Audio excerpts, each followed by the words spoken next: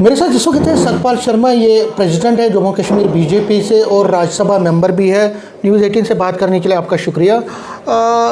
सबसे पहले जो एक हिस्टोरिकल बिल आ रहा है वुमेन रिजर्वेशन एक्ट, जो 16 से 18 तक होगा, डिबेट होगा और अप्रूव होगा, किस तरह से इसको लेते हैं? कितना बड़ा इम्पोर्टेंट डेवलपमेंट है ये? ऐसा है कि मातृशक्ति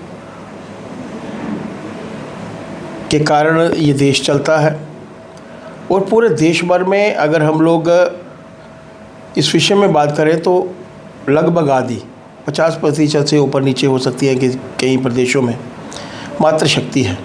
और ऐसे समय में प्रधानमंत्री जी ने समय समय पर बेटी बचाओ बेटी पढ़ाओ, गर्भ से लेकर उनके कार्य तक, रसोई में उन्हें किसी किस्म की दिक्कत ना हो, इज़्ज़त, घर को लेकर टॉयलेट्स का निर्माण, बेटी अपने पाँव पर खड़ी हो तो उसकी पढ़ाई के लिए क्या किया जाए, उसके बिज़नेस के लिए क्या किया जाए, लखपति दीदी को लेकर। और आज उस मातृशक्ति को संसद में, मातृशक्ति को असेंबली में, पंचायतों में और लोकल बॉडीज़ में, इससे पहले उनको हक मिलता है, वहाँ पर भी उनको इसका हक मिले। और इस विषय को लेकर 16, 17, 18 तारीख को 3 दिन का एक संसद में इस बार बुलाया गया है और वहाँ पर इसकी डिस्कशन होगी। हम तो मानकर चलते हैं क्योंकि हर मेजॉरिटी में जो लोग हैं, irrespective of the caste, creed, religion, irrespective of the party affiliation, हर कोई चाहता है कि मातृशक्ति को उनका हक मिलना चाहिए और समय पर मिलना चाहिए। और ऐसे समय में मुझे लगता है कि आगामी आने वाले चुनावों में उनका हक उनको मिलना चाहिए। नितिन नबीन जी आ रहे हैं जम्मू कश्मीर के 3 रोज़ा दौरे पे, किस तरह से इसको लेते हैं और उनके आने से कितना पार्टी मजबूत होगी और क्या क्या नई नई स्ट्रेटजीज आपने अपनाया? देखिए, पार्टी के कार्यक्रमों में भाग लेने के लिए हर जगह पर राष्ट्रीय अध्यक्ष का जाना होता है। हम लोगों ने भी उनसे प्रार्थना की है कि जम्मू कश्मीर का एक दौरा उनके माध्यम से हो और हमने अपनी रिक्वेस्ट जो है वो उनको डाली है। मुझे लगता है जल्द से जल्द उनका आगमन यहाँ पर होगा। 2 या 3 दिवसीय दौरे पर उनका आगमन जब होता है तो हमें उनके मार्गदर्शन से यहाँ पर पार्टी मजबूत होगी। चुनावों को लेकर लोकल बॉडीज़ के चुनाव हैं, पंचायतों के चुनाव हैं और आगामी आने वाले समय वो बहुत ज़्यादा दूर भी नहीं है। मेंबर पार्लियामेंट्स के भी चुनाव हैं और उसके साथ साथ असेंबली के चुनाव भी आ सकते हैं। तो हम चाहते हैं कि उनके आने से कार्यकर्ताओं में एक नई ऊर्जा जो है उसका आगाज़ हो और पार्टी जो है वो आगे बढ़े। क्योंकि जम्मू तो आपका पहले से स्ट्रांग होल्ड रहा है और जम्मू में आपने बहुत अपनी पार्टी को बहुत ग्रोथ दी है, लेकिन कश्मीर एक ऐसा एरिया है जहां अभी आप इतने मजबूत नहीं हैं, हालांकि आपने कोशिश बहुत की है। चिनाब वैली और पुंछ जैसे एरियाज़ हैं, चिनाब वैली और पीर पंचाल है, वहाँ पे भी आप एक्सपेक्टेड लाइन से असेंबली में ज़्यादा वोट नहीं ले पाए, हालांकि सीटें नहीं ले पाए, वोट तो लिए, सीटें नहीं ले पाए। तो क्या उनके आगमन से इन एरियाज़ को भी थ्रस्ट दिया जाएगा और फोकस लिया जाएगा, किस तरह से? देखिए, युवा मोर्चा के प्रभारी के तौर पर उन्होंने पार्टी का काम जो है यहाँ पर जम्मू कश्मीर में किया है। जम्मू कश्मीर की हर परिस्थितियों से वो वाबस्ता हैं, उसको जानते हैं। उनके आगमन से मैंने कहा कि पार्टी के कार्यकर्ताओं में एक नई ऊर्जा आएगी। यहाँ तक प्रश्न इन दोनों खित्तों का है, चाहे वो अर्सवाइल डोडा है, चाहे वो रजौरी पुंछ का क्षेत्र है, चाहे वो कश्मीर का क्षेत्र है।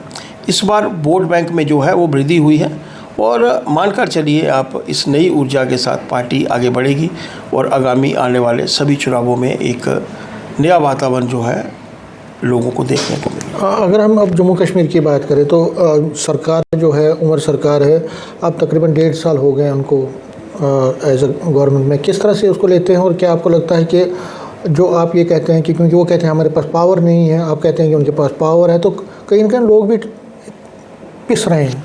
देखिए, 12%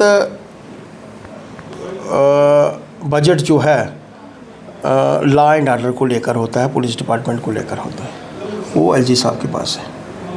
88% बजट इनके पास है, इनके माध्यम से खर्च होता है, इनके माध्यम से लगता है, इनके माध्यम से लैप्स होता है। और ये कहते हैं पावर्स नहीं है, नए एम्प्लॉयमेंट करने की पावर्स इनके पास है, वो नहीं कर रहे। काम करने की पावर्स इनके पास है, वो काम नहीं कर रहे। जो मुद्दों पे ये लोग सरकार में चुनकर आए थे, उन मुद्दों के ऊपर जो काम जो है वो नहीं कर रहे। आप मानकर चलिए अपनी उम्मीदों के ऊपर 0% खरी जो है नेशनल कॉन्फ्रेंस उभरी है। रिज़ल्ट उन्होंने पीछे चुनावों में देखा, एक भारतीय जनता पार्टी ने लोकसभा की सीट जीती, इसके साथ साथ नगरोटा की सीट में नेशनल कॉन्फ्रेंस की जमानत जब्त हुई, और कश्मीर की सीट भी जो है वो भी बड़गाम की सीट जो है नेशनल कॉन्फ्रेंस आ रही और पीडीपी जीती। आप मानकर चलिए कि नेशनल कॉन्फ्रेंस अब लोगों की पसंद जो है वो नहीं रही। अगर हम बीजेपी की बात करें तो बीजेपी लगातार कई मुद्दों को उछालती रही है, उस पर काम भी कर रही है। मैंने पहले भी आपसे ये सवाल पूछा था, लेकिन जो कश्मीरी पंडित हैं वो इस वक्त नाराज़ हैं। वो कहते हैं कि हमारे बहुत सारे इश्यूज़ हैं, उनका रिलीफ एनहांसमेंट नहीं हो रहा है। अभी पीएम पैकेज में कई लोगों को प्रमोशंस इंजीनियर्स को मिली है, लेकिन पीएम पैकेज में एम्प्लॉयज़ को उनको नहीं मिली है। कई मुद्दे हैं, वो बीजेपी से की तरफ नज़रें गड़ाए हुए हैं और ये कहते हैं कि बीजेपी को अब इस पर अमल करना चाहिए, उस पर एक्शन करना चाहिए। देखिए, यहाँ तक केंद्र का प्रश्न है, केंद्र चिंतित है और केंद्र इसके विषय में काम भी कर रहा है। किसी भी तरीके से उनकी रीसेटलमेंट को लेकर, कश्मीरी समाज की रीसेटलमेंट को लेकर वापस कश्मीर में उन्हीं की शर्तों के ऊपर होगा और भारतीय जनता पार्टी इसकी तरफ काम कर रही है। यहाँ तक प्रदेश के माध्यम से कुछ परिस्थितियाँ हैं ऐसी जहाँ पर कोई दिक्कतें आ रही हैं, हम लोग प्रदेश में भी बात करेंगे। किसी किस्म की दिक्कत हमारे कश्मीरी समाज के लोगों को ना आए, इसकी प्राथमिकता जो है वो भारतीय जनता पार्टी की रहेगी। लेकिन कहीं ना कहीं आपको नहीं लगता कि जो लोगों ने एक्सपेक्टेशंस आपसे रखी है वो कहीं ना कहीं फुलफिल नहीं? देखिए, जो केंद्र ने काम करने हैं, केंद्र इस विषय में चिंतित है और केंद्र इस विषय को लेकर काम कर रहा है। और मान लीजिए, मैंने कहा कि कश्मीरी समाज का वहाँ का सेटलमेंट उनकी शर्तों के ऊपर, भारतीय जनता पार्टी का यही मानना है, मेरा वही मानना है कि उनकी वहाँ पे सेटलमेंट उनकी शर्तों के ऊपर होनी चाहिए, ना कि प्रेशर के अंतर्गत। कोई प्रेशर उनके ऊपर नहीं है, ना ही डाला जाएगा।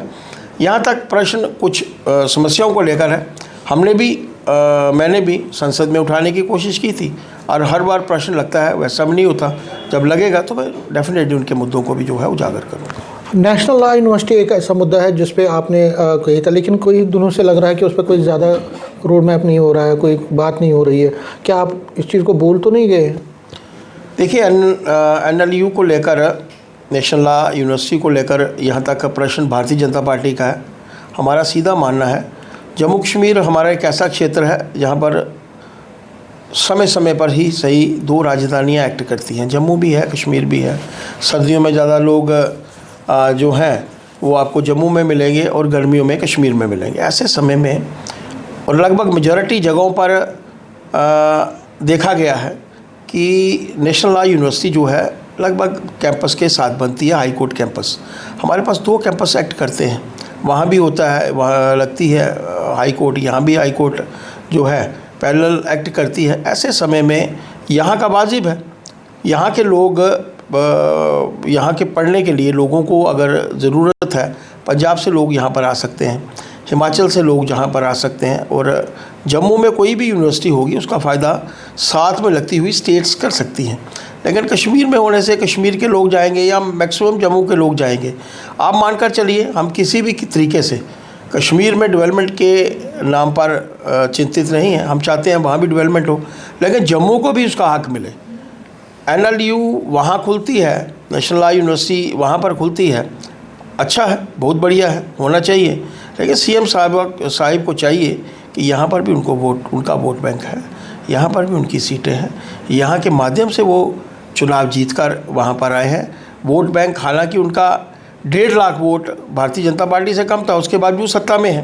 पर मानना चाहिए उनको कि जम्मू का भी विकास हो, जम्मू में भी उनका हक मिले। अब जम्मू के लोगों की मांग है तो भारतीय जनता पार्टी जम्मू के लोगों के साथ खड़ी है। न्यूज़ 18 से बात करने के लिए शुक्रिया। न्यूज़ 18 के लिए मैं समीर भट्ट।